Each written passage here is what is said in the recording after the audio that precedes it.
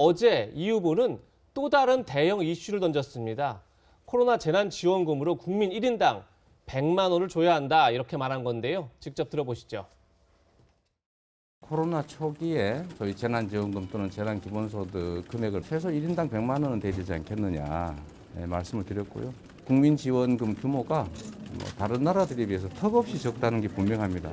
일단 이번 정기국회 국면에서 최대한 확보를 해보고 다음 추경도 신속하게 하는 방법까지 감안해서 가능한 방법을. 네, 최소 1인당 100만 원의 재난지원금을 주겠다면서 내년 정부 예산에 최대한 반영하겠다 이렇게 밝힌 건데요. 결국 문제는 예산 규모겠죠. 자, 지난해 5월 달에 4인 가구 기준으로 100만 원을 지급한 적이 있습니다. 그때 예산이 14조 원입니다. 올해 9월 달에는 소득 하위 88%한테 1인당 25만 원을 지급했습니다. 그때 들어간 예산이 11조 원입니다. 지금 언론에서는 1인당 100만 원을 지급한다면 총 예산이 한 54조 정도가 필요하다 이렇게까지 얘기를 하고 있는데요. 하종대 기자. 예. 국민의힘에서는 당장 이거 매표행위 아니냐 이렇게 얘기를 하는데 어떻게 보십니까? 이 그동안에 이제 우리가 코로나로 재난지원금을 5번을 지급했거든요. 그 총 규모가 대략적으로 한 30조 좀 넘습니다. 그런데 이번에 만약에 1인당 만약에 100만 원씩 준다 그러면 50조 이상이 들어가는 건데 그 돈을 과연 어떻게 조달할 건지. 그리고 하나는 또 이제 지금 코로나로 인해서 여러 업종들이 뭐 집합 금지 또는 집합 제한 대상으로 돼가지고 힘들 때하고 달리 이제 바로 다음 달부터는 이제 위드 코로나라고 해서 여러 가지 이제 제한들이 풀리는 건데 그런 상황에서 과연 국민 1인당 전체적으로 왜 100만 원씩을 줘야 된다고 하는 건지 재정도 뒷받침도 안 되고 또 상황도 서로 맞지가 아니하고 혹시 이게 내년 대선을 앞두고 국민들한테 뭔가 표를 얻기 위해서 하는 거 아닌가.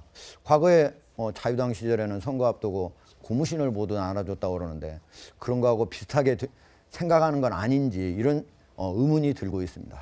그러니까 지금 현재 저는 이렇게 생각해요. 예. 이재명 후보가 이런 공약을 던진 것은 일단 지금 어려움을 겪고 있는 많은 소상공인들 자영업자를 돕기 위한 것이고 국민들이 코로나19 때문에 어려움을 겪었다는 위로의 차원이라고 보여지고요. 100만 원을 할 거냐 안 거냐 이거는 논의가 필요하다고 저는 봅니다. 물론 그렇죠. 이재명 후보는 100만 원이라는 말을 던졌지만 이거는 이제 던져놓은 얘기고 기획재정부가 재정적인 부분도 논의해야 될 거고요. 또 정부와도 협의가 필요하다고 저는 생각해요. 후보 입장에서 이렇게 했으면 좋겠다는 아이디어를 던지는 것인데 뭐 이게 선거에도 영향을 미칠 가능성이 저는 있다고 보고요. 그런 차원에서 본다고 하면 정부와 국회 또는 후보 간의 논의를 통해서 어느 정도까지 조절이 가능한지는 논의가 될 거라고 봐요. 다만 그런데 논의하는 것 자체가 사실은 이슈가 되는 거거든요. 예. 그 자체로 봐도 이재명 후보 입장에서는 그냥 이 논의 자체가 본인한테 도움이 된다고 판단했을 거라고 저는 봅니다. 네. 예. 이재명 후보가 준비하고 있는 또 다른 공약도 논란입니다. 바로 주 4일제를 시행하겠다는 건데요. 그 목소리도 직접 들어보시죠. 뭐 주 4일제도 비슷하죠. 어떤 분이 그렇게 말씀하셨잖아요. 일주일에 120시간씩 화끈하게 일하자.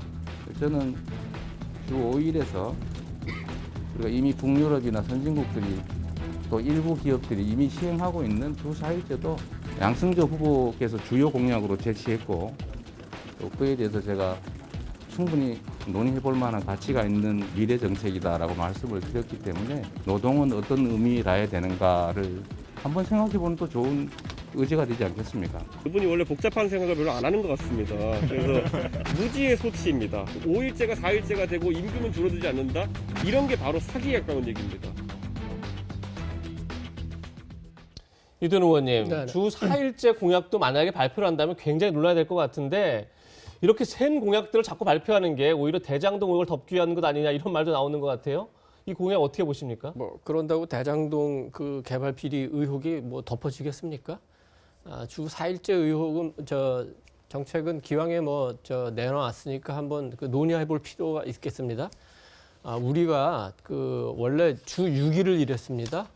그러다가 주 5.5일로 하고 이제 주 5일로 하고 이제 주 4일을 지금 얘기하는데 우리가 주 5일 근무가 2004년에 처음 제기돼가지고 2011년에야 이제 모든 기업에서 그걸 받아들이게 됐습니다. 10년이 지났어요. 이제 10년 지났는데 주 5일에서 주 4일이면은 뭐 20%가 주 근무하는 시간이 바뀌는 거죠. 10년 만에 이런 급격한 변화를 가져오는 게 과연 옳은가? 주 4일 우리나라는 아직까지는 그 어떤 지식 기반 사업도 굉장히 발달해 있습니다만 삼성전자, 현대차 이런 제조업을 갖고 글로벌 기업과 경쟁하면서 수출해서 돈을 버는 걸로 나라를 운영하고 있습니다. 무슨 폭스바겐, GM, 테슬라 주 5일 이상 저 차를 만드는데 우리 현대자동차가 주 4일 차 만들어 가지고 어떤 그 가격이나 속도에서 글로벌 경쟁에서 과연 이길 수가 있습니까? 제가 기업에 있는 그 친구들한테 물어보니까 이거는 그 우리나라가 한 그 국민소득 5만 불 정도 되면은 검토할 만하다. 지금 이재명 후보는 그 노동시간 얘기하고 있습니다. 우리나라 노동시간의 허실을 한번 볼까요? 오래 일하는 건 맞습니다. 그렇지만 현대차 지금 그 근로자들이 차를 조립하면서 이 휴대폰으로 프로야구 중계 보면서 조립한다 그럽니다. 그러면 안 되니까 현대차에서 와이파이를 끊었더니 그거 갖고 시위를 한 거 우리 다 기사를 보지 않았습니까? 지금 가장 중요한 문제는 주 4일 그 논의보다는 노동 유연성 이 문제를 논의하는 게 순서라고 봅니다. 일단 이재명 지사의 주 4일제는 예. 당장 시행은 안 할 거예요. 당장 시행 안 하지만 이거 이슈를 만드는 거죠. 저는 이렇게 보고 주 4일제 근무제 같은 경우에 전 세계적으로 지금 실험을 하고 있고 하는 데도 있습니다. 스페인 같은 경우에 전국에 올해 초부터 주 4일제 전국적으로 실험하는 것을 허가를 했고요. 약 한 200개 업체에 3년 동안 주 4일제 시행하기로 했습니다. 이게 결과가 좋으면 전국으로 확대할 계획인 것이고요. 그것뿐만 아니라 스페인 남부의 소프트웨어 회사인 델손이라는 회사가 있는데 이 주 4일제 도입을 했어요. 결근율 28% 줄었고요. 매출 성장률도 계속 유지하고 있는 상황입니다. 독일 정보기술회사 야원이라는 회사가 있어요.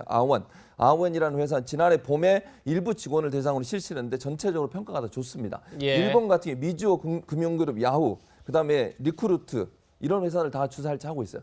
제가 무슨 말을 하려고 하냐면 지금 당장 시행 안 됩니다. 그럼에도 불구하고 우리가 논의를 시작해야 돼요. 이 논의를 통해서 정말 효과가 있다고 하면 전 세계적으로 우리도 함께 갈 수 있는 기회는 되고 한마디만 더 워라벨이 끌고 코로나가 미는 거예요. 워라벨의 의미, 그다음에 우리 국민들이 원하는 것, 그리고 코로나는 뭡니까? 코로나 때문에 집에서 일하는 것들이 많아졌어요.